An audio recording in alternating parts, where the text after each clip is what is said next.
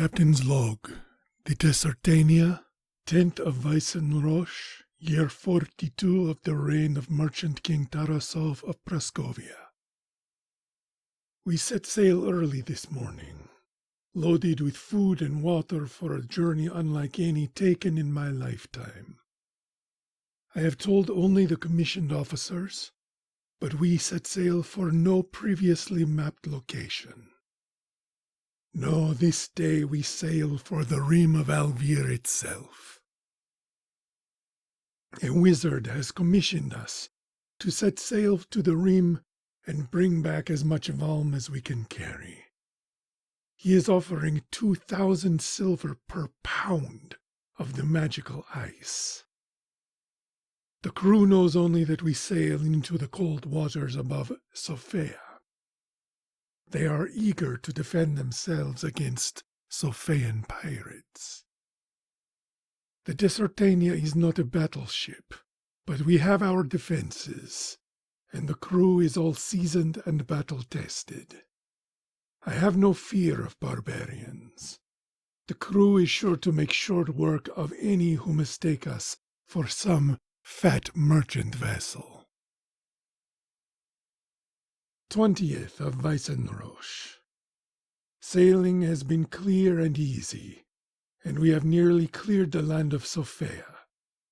The crew is beginning to ask questions about our destination. I have decided to tell them in 2 days. Sailors are a superstitious lot, and they are less likely to make a fuss during the crash.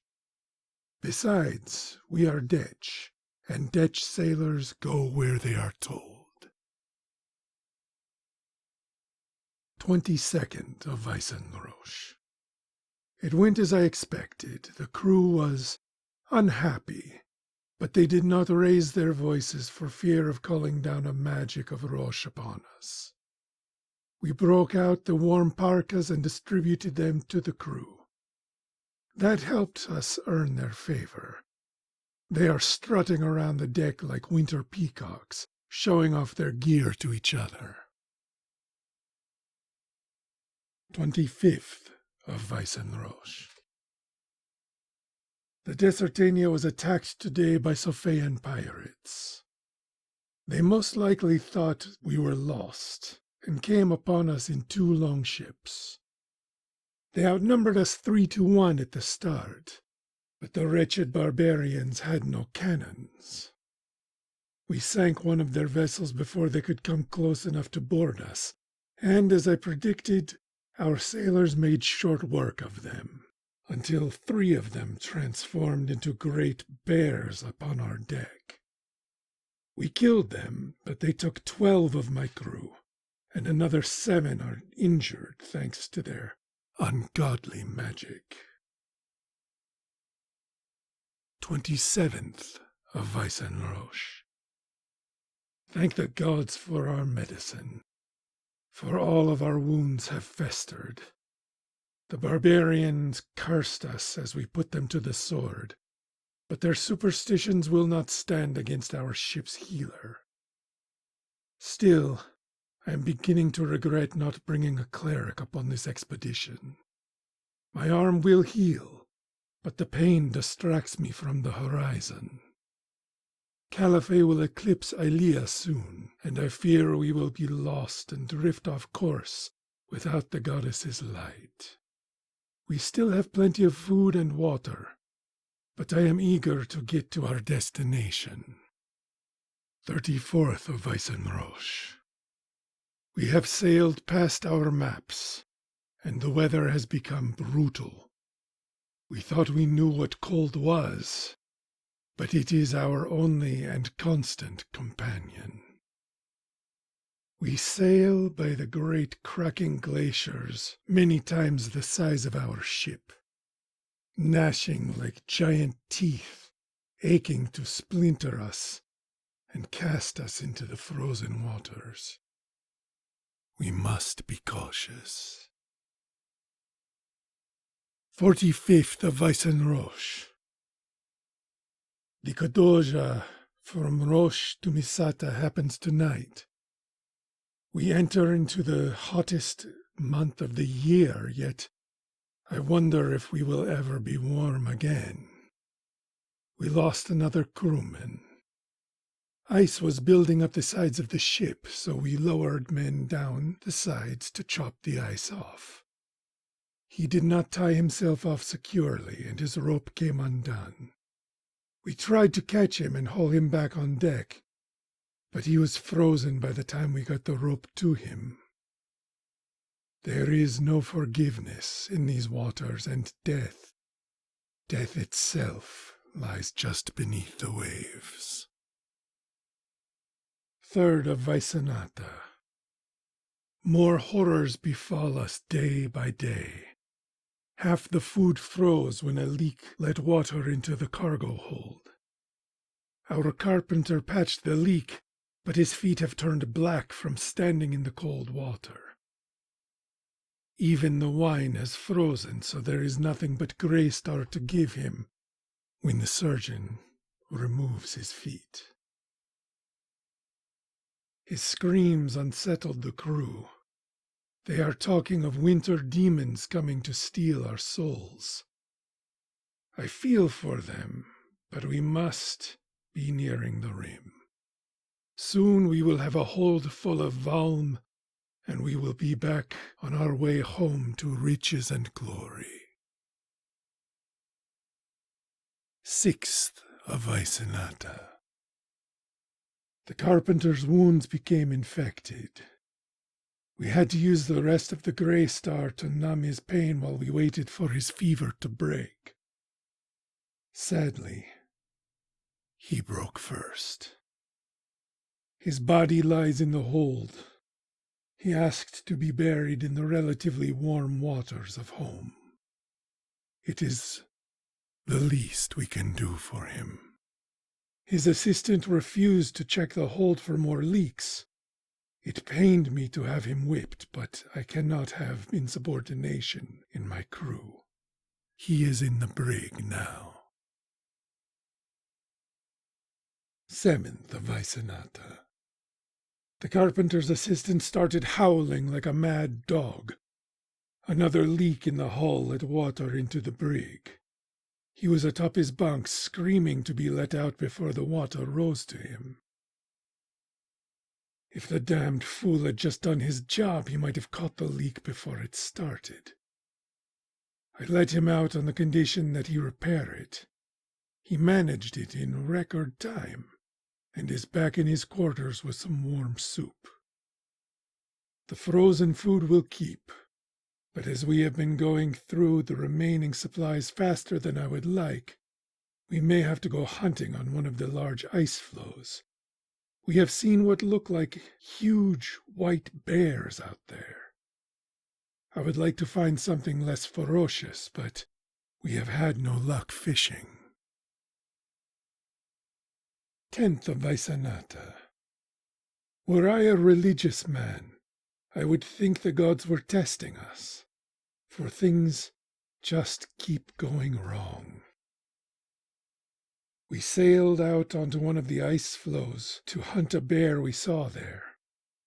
They seemed like such bulky, ponderous creatures until we surrounded one with our spears. Then it seemed to come alive. It moved faster than any of my men could have anticipated. 2 of our number fell under its claws before we could slay it, and it took much more to kill it than any bear I have killed before. But we felled the beast, and just in time, a giant blue worm burst forth from the glacier as we were dragging the bear back to the ship. It looked like an enormous blue grub with insect-like legs and a maw that gave off incredible heat. It snapped up one of our dead comrades in its mouth. I could smell the flesh burning as the monster chewed on them. Thankfully, it seemed satisfied with the 2 dead sailors and did not advance on the rest of us. We made it back to the ship, and now we have fresh meat. 15th of Vaisenata. Thank the gods for that bear, for calamities continue to befall us. We were sailing through the icy waters when suddenly the ice closed ahead of the ship, and we nearly tipped over as we ran aground. The ice closed in behind us like a living thing, blocking our way out and leaving us beached. How much more can we be expected to endure? We hunkered down in the ship as a storm blew over us. When it passed, we were suddenly more than a mile inland, with no way out of the icy plain. We have begun exploring the area around the ship in the hopes that we will find water, a path for the ship to escape back out to the sea. So far, luck seems to have forgotten us.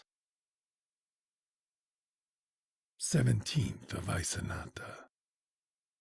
One of the groups did not return from their exploration. It is possible they froze out in the weather. They may have gone too far and lost sight of the ship. There are less than 20 of us remaining. 18th of Vaisenata. Another group failed to return. It is not possible that they have found food or a settlement this close to the rim, and they were under strict instructions to keep the ship in sight after the first group disappeared. This party would not have dared to go out on their own. The bosun has privately theorized that something out there may be hunting us. I fear his theory may have merit. 19th of Vaisenata.